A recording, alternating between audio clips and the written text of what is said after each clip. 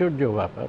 একদম, আমি সম্রাজ্ঞীর কাছে আসবো। একদম সাধারণ মানুষের, ধর্ম নির্বিশেষে সাধারণ মানুষের জীবনে এই ধরনের আনরেস্ট একেবারে ওলটপালট হয়ে যায়। এবং মানে আমি বলছি শুধুমাত্র তো ইন্টারনেট কানেকশন নয়, বাড়ি ঘর। আমি দেখছিলাম কালকে এই মিছিল যখন চলছে, রক্তের জন্য মানে অত্যন্ত সাধারণ ব্লাড গ্রুপের রক্ত পাওয়া যাচ্ছে না, এক ছাত্রের চোখে গুলি লেগেছে।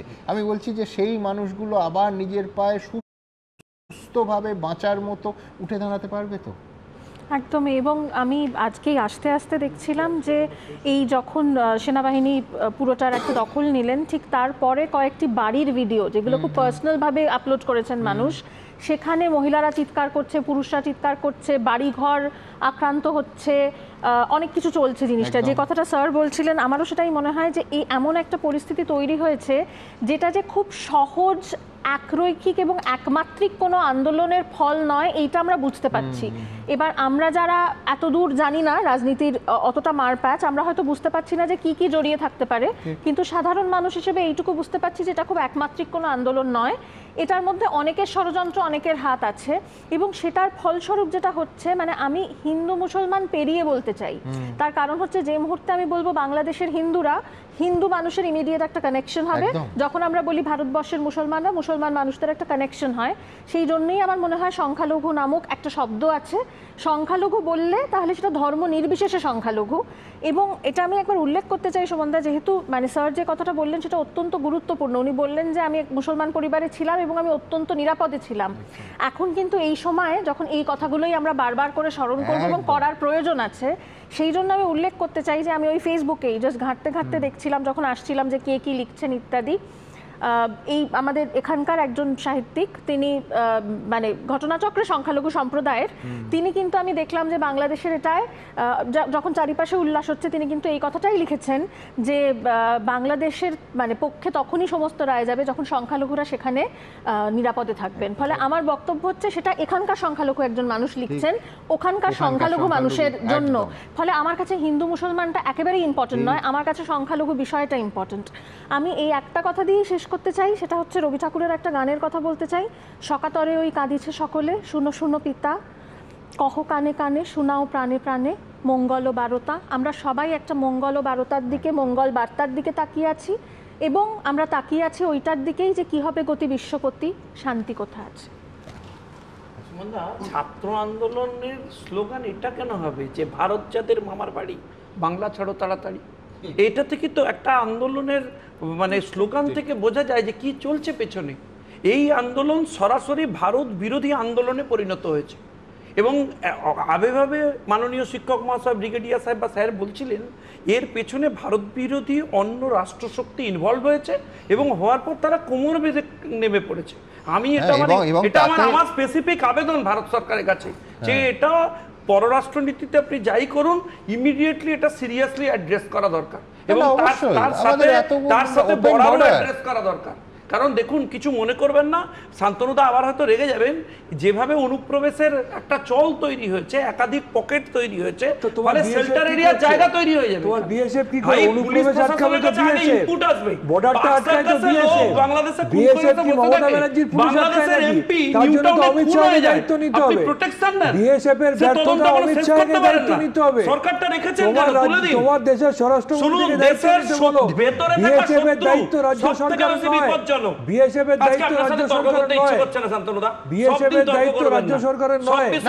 দায়িত্ব তো সবাইকে নিতে হবে। পুলিশের ইনপুটের দায়িত্ব যেরকম আছে সেরকম অবশ্যই বিএসএফ এর দায়িত্বও আছে। পাশাপাশি মঙ্গল বার্তার কথা সম্রাজ্ঞী বলছিল, আমার বিস্ময় লাগে যে দেখুন, আমি বলছি একদিকে নিঃসন্দেহে চক্রান্ত, কিন্তু সেই চক্রান্তে বারবার আমি যদি ফাঁদ ধরিও, সেই ট্র্যাপে কে পা দিয়েছেন? শেখ হাসিনা এবং তার প্রশাসন।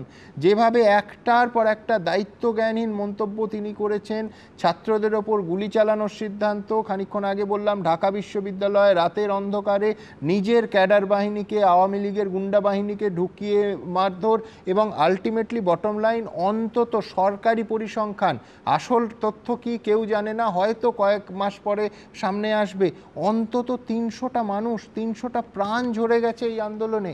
আমি বলছি যে তার ভেতরে যেরকম একজন সাধারণ থানার কর্মচারী, পুলিশ কর্মী আছেন, সেরকম অসংখ্য ছাত্র আছেন, অসংখ্য সাধারণ মানুষ আছেন যারা শান্তিতে শুধুমাত্র বাঁচতে চেয়েছিলেন।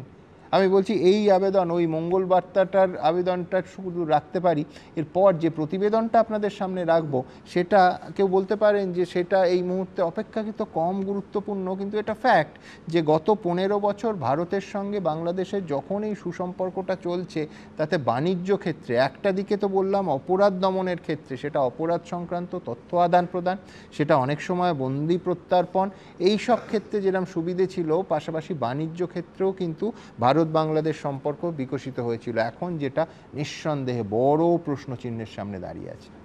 দেখুন, অলরেডি হলো 1,500 কোটি টাকার হলো ক্ষতি হয়ে গেছে। বর্ডারগুলোতে গাড়িগুলো আটকে আছে।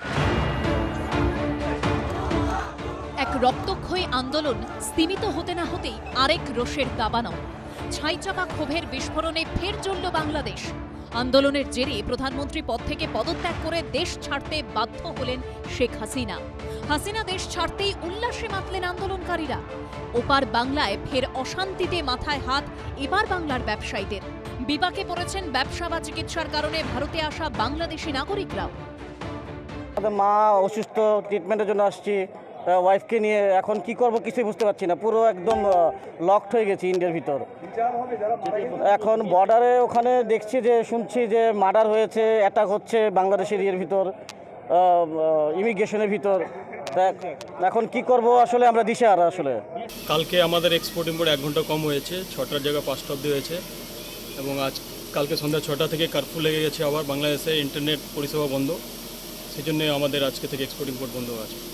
বাংলাদেশের যে ঘটনা, সেই ঘটনাতে আমরা সবাই উদ্বিগ্ন, কিন্তু সেটা নিয়ে পোস্ট করতে গিয়ে এমন কিছু লিখবেন না বা বলবেন না যাতে বাংলার কোনো শান্তি নষ্ট হতে পারে বা ভারতের শান্তি নষ্ট হতে পারে। শান্তি রক্ষার স্বার্থে আসুন, ইন্ডিয়া একটা কান্ট্রি, বাংলাদেশও একটা কান্ট্রি, কিন্তু পাশের যদি রাজ্যে কিছু হয়, আমার প্রতিবেশীর কিছু হয়, তার একটা প্রভাব পাশের রাজ্যে পড়ে। বাংলাদেশের এই পরিস্থিতিতে এখন দিশেহারা ভারতে আসা ওপারের নাগরিক এবং এপারের ব্যবসায়ীরা। এবিপি আনন্দ। দেখুন, ভোটের আগে যেমন, ভোটের সময় যেমন, ভোটের পরেও তেমন। কেন্দ্রীয় বাজেট হোক কিংবা আরিয়াদহ আনন্দপুরের ঘটনা, আপনাদের পাশে থাকা আমাদের আত্মবিশ্বাস বাড়ায়। প্রত্যেকটা দিন সকাল থেকে রাত পর্যন্ত প্রত্যেকটা স্লটে আপনারা এগিয়ে রেখেছেন আমাদের। আপনারা জানেন 2015 সালের এপ্রিল মাসের পর থেকে একটি মাত্র সংস্থা গোটা ভারতবর্ষের সবকটা টেলিভিশন চ্যানেলের দর্শক সংখ্যা মাপতে পারে। সেই একটি মাত্র সংস্থা হলো বার্ক। বার্কের ওয়েবসাইট কিংবা অ্যাপে গিয়ে আপনারা নিজেরাই সমস্ত তথ্য যাচাই করে নিতে পারেন। আর এই তথ্য কিন্তু 1 বা 2 সপ্তাহের নয়, অন্তত 4 সপ্তাহে, যেখানে প্রতিটা দিন সকাল থেকে রাত অবধি প্রতিটা স্লটে আপনাদের এই পাশে থাকার আশীর্বাদে আমরা কৃতজ্ঞ, আমরা আপ্লুত। নানা বাধা, নানা চ্যালেঞ্জের মধ্যে কাজ করে চলা সমস্ত নিউজ চ্যানেলের তরফ থেকে আপনাদের প্রণাম।